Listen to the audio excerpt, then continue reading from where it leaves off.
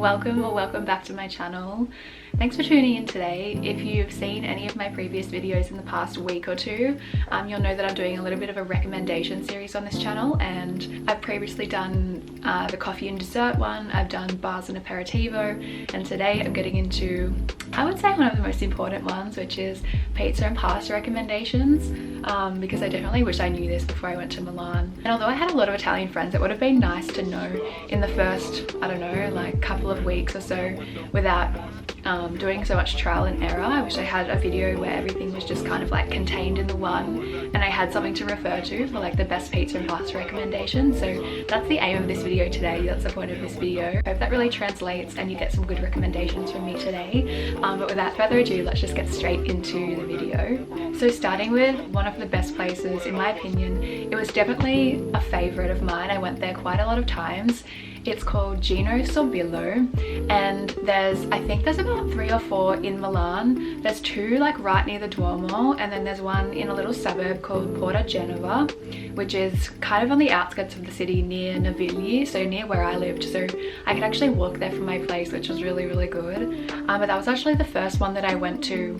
I remember it must have been in the first couple of months or so when we were meeting people, and I was living with the Australian girls. We were all living together. We met a bunch of Italian friends of ours and we went out for dinner with them, and the place was called Sorbillo, and all of the Italians were recommending us this place, and we were so curious about it that we kind of like went along with it, and I guess we didn't have such high expectations, but we went into it being like, okay, well, this should be good.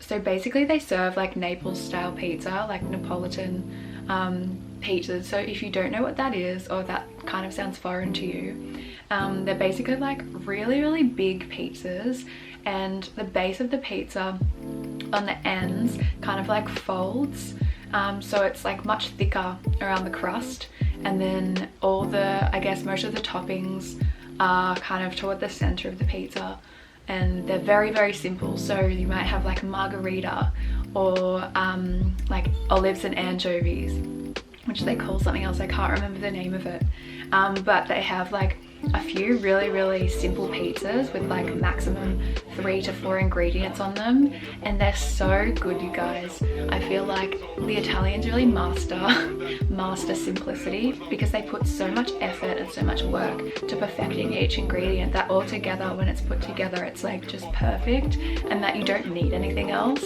Like you don't feel like you want to add more things onto it because it's so perfect just as it is. And with Gino Sorbillo, you'll always find that there's a huge line that's always running out of the restaurant, because everyone knows how good it is. And yes, it is in the center, so it's likely going to be busy during tourist season and things like that, but it's not something that's just touristy. It's like all of the locals want to go there, all of the locals want to show you, because it's one of the best, if not the best, pizza place in Milan, in my opinion. So you definitely have to try that one out. I don't believe they allow bookings. I think it's just kind of first in, best dressed basis, but it's kind of even better that way, because you can just like go in whenever you want, and yes, you probably have to wait in line every time you go, but they're really kind of efficient with it, and they're turning tables over quite quickly. So if you want to have like a slow sit down dinner, it's probably not the best place to go for that, because it is quite loud, and it's kind of like chaotic, but I love that. It was such an experience, and just like watching them all like walk around, run around, it was such, I guess, like a performative experience. So if you want something with atmosphere, something with a vibe, right in the middle of the city, then I would definitely recommend Sorbillo to you. And if you want to go to the more quiet Sorbillo restaurant, go to the one in Porta Genova, because it is on the outskirts of the city and the pizzas are just as good. So yeah, definitely give that one a try. The next one I'm going to recommend to you guys is Pete's. It's P-I-Z. I'm not exactly sure how to pronounce it, but it's another one that is right in the city. So it's on Via Torino, which I've spoken about in a couple of videos prior to this one. It's basically the main street lined with shops that goes from, I guess, Porta Ticinese or Navigli all the way to the Duomo, so you'll always kind of find yourself as you're walking through the city on that road, because it's like where everyone, I guess, kind of walks when they're going shopping or getting gelato or things like that, right in the center. So it's always kind of happening, and it's right off, it's off one of the streets from Via Torino. So it's right in the center, really easy to find. Again, it's another one where you usually have to line up to get in, but the best thing about it, you guys, is that when you walk in there, even if they don't have a spot for you right away, they'll bring you like free Prosecco and little appetizers. So they have little, like, I guess it's just pizza, but it's like a, what do you call it? Like yeah, kind of like a pizza sandwich. And so you're waiting, but you also have like a free appetizer and a free glass of Prosecco. And usually they bring you like more if you have to wait a little bit longer. They'll just kind of like keep filling up your glass.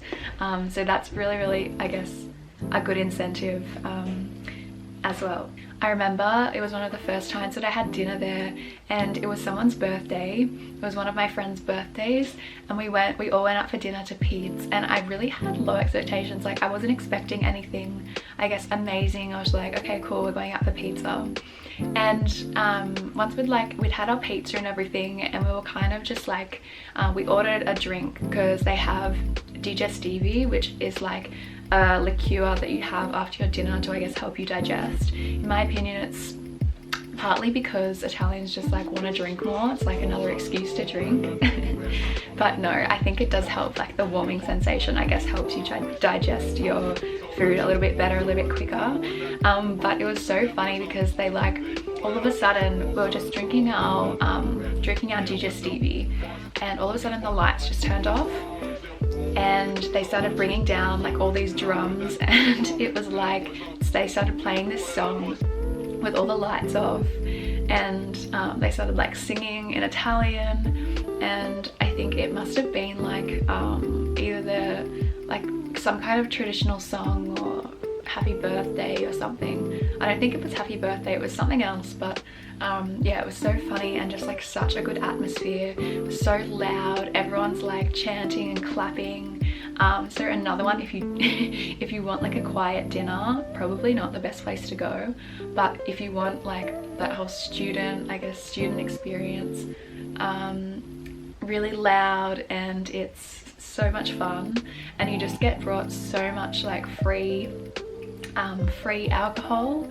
I remember getting like so drunk, literally just from the free alcohol that they kept bringing out, like different flavors as well. They had like the limoncello, the meloncello, the pistachio one, which is like really, really thick, which is quite nice as well. And yeah, they have all different kinds of ones, like the espresso one. Yeah, it's crazy, but it was so much fun. I definitely recommend that to you guys if you want an experience with your pizza as well, and their pizzas are great as well, so definitely recommend that one. Third pizza recommendation I'm going to be talking about is Pizza Am. Now this one's located, I believe, in Porta Romana, which is a little bit further out of the city, but again, it's like all of Milan is pretty much connected by metro line, so even if you were in the Duomo, it's only like a short metro ride, like 10 minutes or so from the Duomo in the metro, so it's pretty easy to get to. And you'll notice a pattern here is like all the best pizza places in Milan always usually have a line out the door, but also like Pete's, the waiters also offer you like appetizers and Prosecco while you're waiting, so it doesn't feel like you're waiting that long, because you can like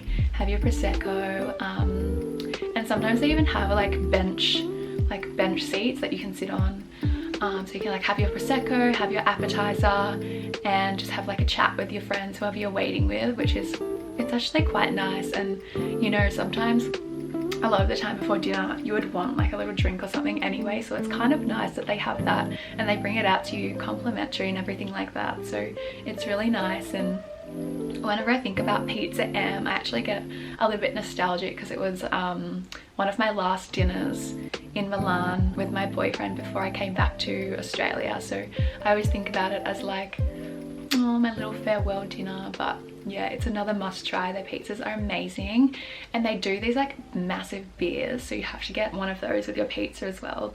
That's another thing, is like the Italians usually eat their pizza with a beer, not a wine. So it's like pizza with beer and then pasta with wine.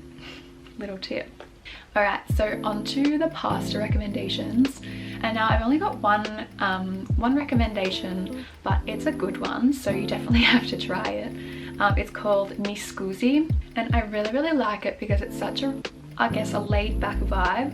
And the flour that they use is called, I believe, alta muda flour, which is like, I guess, a traditional Italian flour used typically for pasta dishes. What's even cooler about Mi Scusi is that they kind of allow you to personalize your dish. So whilst I do have recommendations for how they think you should put things together, they have a bunch of like different sections on their menu. So you'll choose your pasta, so whether that's like spaghetti, rigatoni, ravioli, whatever you want. They even have things like whole wheat pasta, lentil pasta, and things like that. So if you're more on the, I guess, like health conscious side, or you want to add a little bit more nutritional value to your pasta dish, they have that option as well, which is really good. Or if you're gluten-free, it's really good for you as well. And then you'll go into the section where you choose your condiment, whether that's like tomato base, or if it's a pesto base, or a creamy like carbonara kind of base. They have a really nice walnut pesto, which is so good.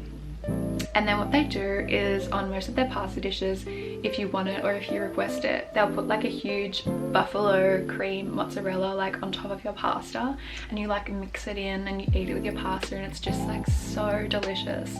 You guys have to try it. But yeah, this was just a short and sweet one. I hope you guys enjoyed these recommendations and have a chance to give them a try when you're in Milan, if you're ever in Milan. So if you like this video, guys, please give it a thumbs up for me, give it a like, and make sure to subscribe for new videos every single week. I upload about every 3 days or so. Thanks for watching, and I'll see you very soon in my next video, which will be my Milan bucket list challenge. So get excited for that, because I've got some really good recommendations for you. So thanks for watching. I'll see you next time.